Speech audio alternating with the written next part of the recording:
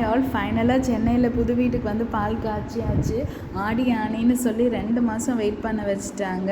இதுக்கு மேலே வெயிட் பண்ணால் தாங்காது. ஏன்னா அவனோட ஸ்கூலில் போர்ஷன்ஸ் எல்லாமே அதிகமாக போயிருக்கும். அட்மிஷன் போட்டாச்சு. நானும் வீட்டில் சொல்லி கொடுத்துட்டு தான் இருந்தேன். பட் இருந்தாலும் ஸ்கூலில் போய் படிக்கிற மாதிரி வராது இல்லையா. இப்போ தான் ரொம்ப நிம்மதி. இனிமேல் பிள்ளை ரெகுலராக ஸ்கூலுக்கு போவான்னும் போது தான் எனக்கு கொஞ்சம் ரிலாக்ஸிங்காகவே இருக்குது. படிக்கிற பிள்ளையை வீட்டில் வச்சுருக்கோமே அப்படின்றது ஒரு கில்ட்டியாகவே இருந்தது.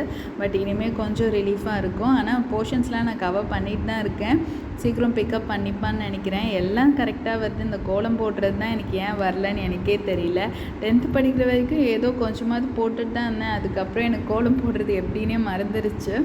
எல்லாம் ஓகே. இந்த தடவை நான் தான் ஃபர்ஸ்ட் டைம் தனியாக பால் காய்ச்சிறேன். அம்மாவும் வர முடியல, அத்தையும் வர முடியல. 2 பேரும் ஒரு இம்பார்ட்டன்ட் ஒர்க் இருக்குது, ஃபேமிலி ஃபங்க்ஷன் இருக்குது அப்படின்ட்டாங்க. ஹஸ்பண்டும் என்னை ட்ராப் பண்ணிட்டு நீ எல்லாம் பண்ணிட்டு நான் வந்து ஜாயின் பண்ணிக்கிறேன் அப்படின்னு சொல்லிட்டாங்க.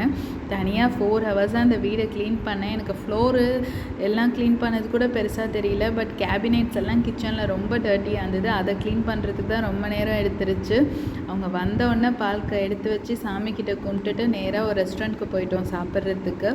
ஃபுட் ஆர்டர் பண்ணிவிட்டு வெயிட் பண்ணிட்டுருந்தோம். ரொம்ப நேரம் ஆச்சு ஃபுட் வரத்துக்கு. சண்டேன்றதால யாருமே வீட்டில் சமைக்க மாட்டாங்க போல இருக்குது. பாதி பேர் ஹோட்டலில் தான் இருந்தாங்க. ஆக்சுவலாக நாங்கள் போகும்போது 3 o'clock மேலேயே ஆகிடுச்சு.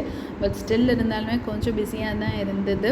ஃபுட்டு வர வரைக்கும் கூட வெயிட் பண்ண முடியல. இந்த கோங்கரா தொக்கு எடுத்து சாப்பிட்டுட்டோம்.